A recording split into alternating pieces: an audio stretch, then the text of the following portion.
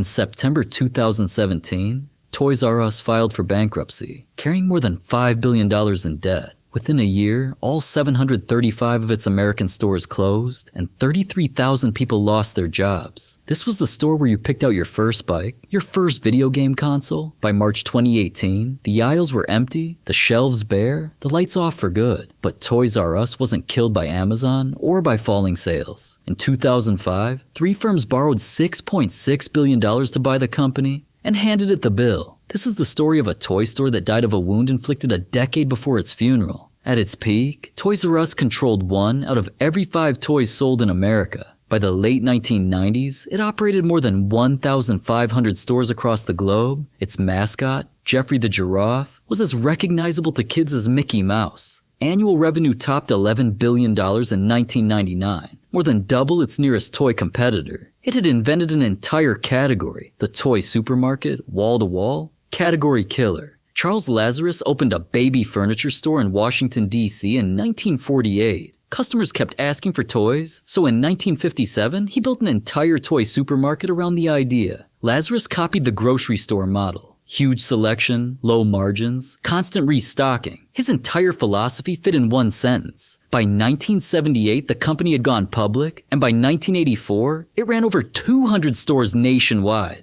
Kids didn't ask to go to the toy store. They demanded it. Parents called it the longest 30 minutes of any errand. By 1990, Toys R Us controlled roughly a fifth of all toy sales in the country. It built giant standalone stores, cheaper to run than mall locations, and stacked them coast to coast. Competitors like Child World and Lionel Playworld tried to match its scale. Both eventually collapsed. By 1996, Toys R Us operated in more than 1,000 stores across 25 countries. It had built the supply chain muscle no single toy maker could ignore. Toy manufacturers built products around what Toys R Us would agree to stock. It was, by every measure, the most powerful toy retailer that had ever existed. But Walmart had noticed something. Toys brought people into stores who then bought everything else. By 1998, Walmart had quietly overtaken Toys R Us as America's largest toy seller. Walmart didn't need toys to be profitable. It used them as bait to sell diapers and TVs. Toys R Us needed toy margins to survive. Walmart didn't need toy margins at all. That mismatch would matter more than anyone realized at the time. Then came a second threat, the internet,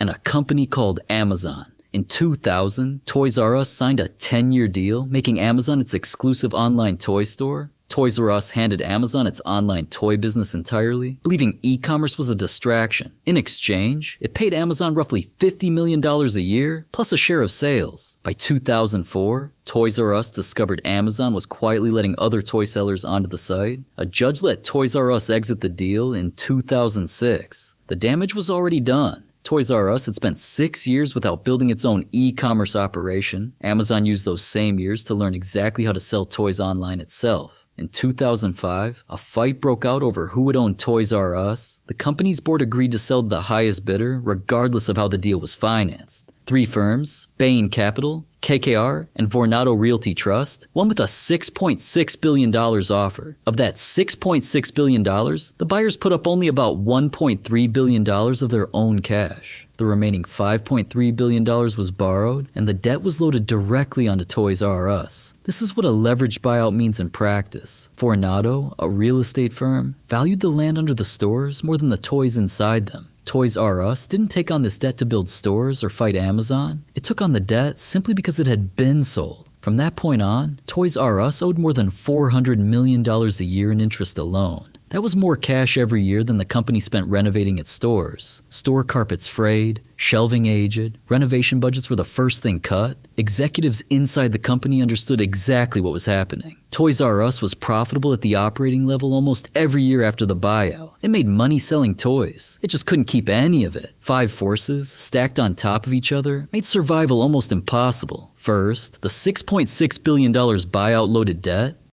directly onto a retailer, not its buyers. Meanwhile, Amazon and Walmart kept cutting toy prices, entirely unaffected by any of it. Second, more than $400 million a year in interest drained cash the stores desperately needed. Third, there was nothing left to invest in e-commerce or store remodels. By 2013, its website was widely mocked as clunky and years out of date. Fourth, the failed Amazon exclusivity deal costed a full decade of digital learning. Fifth, Private equity owners kept collecting fees even as the company weakened.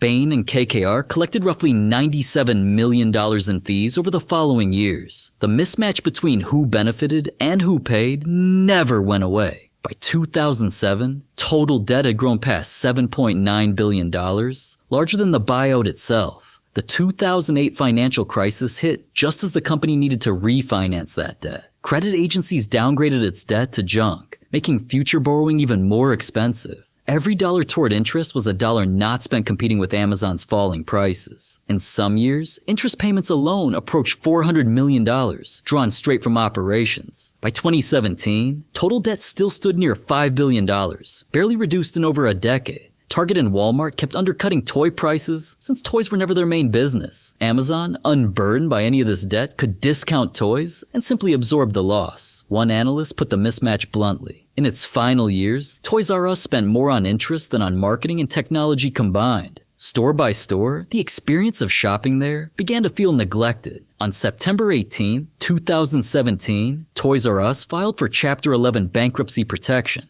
It listed roughly $5 billion in debt against roughly $6.9 billion in assets. The company insisted the core business still worked. Executives hoped to restructure through the critical holiday quarter of 2017, but toy makers like Hasbro and Mattel grew nervous and demanded cash up front. Without normal vendor credit, shelves went half-stocked right before Christmas, its most important season. Toys R Us historically made about 40% of its annual sales in the fourth quarter. That holiday season underperformed, and the restructuring plan collapsed with it. In March 2018, the company announced it would liquidate every U.S. store. 735 stores closed. More than 33,000 employees lost their jobs. Liquidation sales stripped the shelves within weeks. People who worked there understood exactly what killed it. Former employees publicly demanded severance from Bain Capital and KKR. The firms eventually contributed to a $20 million employee relief fund, far less than fees collected. $20 million given back against $97 million taken out. The Toys R Us name didn't disappear completely. It got sold again. In 2019, small showcase stores reopened inside malls, a fraction of the old footprint. In 2021, the brand relaunched inside roughly 400 Macy's stores as a store within a store. A company that once ran 1,500 stores now exists mostly as shelf space. You can still buy the toys. You just can't walk into the world it built. Jeffrey the giraffe still smiles from boxes sold on Amazon's website today. A bankruptcy court heard exactly this argument from the company's own advisors. The bankruptcy process alone cost over $200 million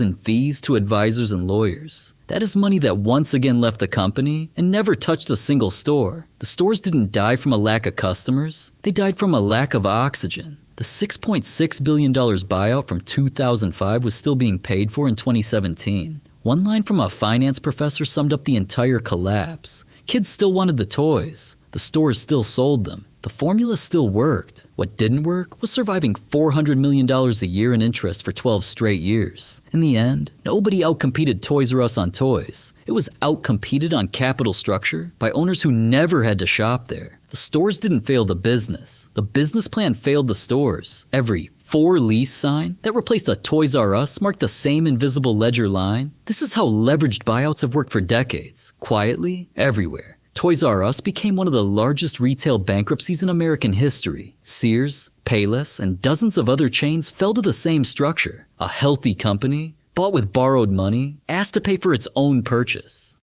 The people who lost their jobs never signed a single page of that deal. By the following spring, every American store was closed for good. It didn't lose to a better toy store. It lost to the terms of its own sale. The debt from 2005 outlasted every competitor Toys R Us ever faced. Somewhere, the toys are still on shelves. The company that built the category is not. Competition didn't kill Toys R Us. A spreadsheet did. Drawn up in a boardroom in 2005, nobody who signed that $6.6 billion deal ever had to explain it to a child. The lesson isn't about toys. It's about what happens when a company becomes collateral in someone else's transaction. Toys R Us didn't die competing for customers. It died paying for the deal that made someone else rich.